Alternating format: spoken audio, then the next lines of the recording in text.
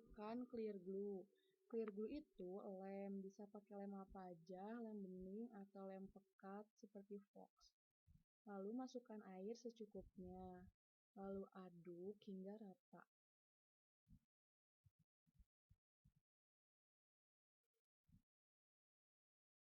Nah, udah itu, masukkan slime bus sedikit aja. Slime bus ini fungsinya untuk mengawetkan slime, agar slime bertahan lama.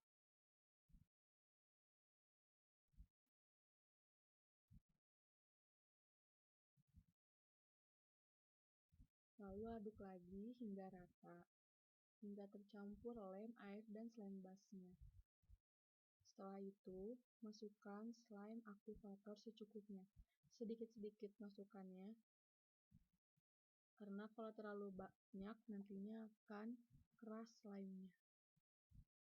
Sedikit-sedikit masukkan hingga slime tersebut tidak nempel-nempel lagi di dinding-dinding mangkok.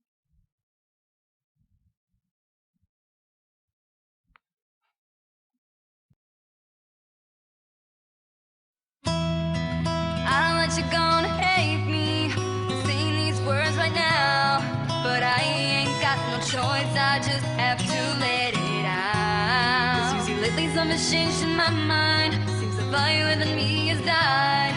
I'm a stranger to myself, don't wanna feel this way. You're so sweet, so lovely, but even so I let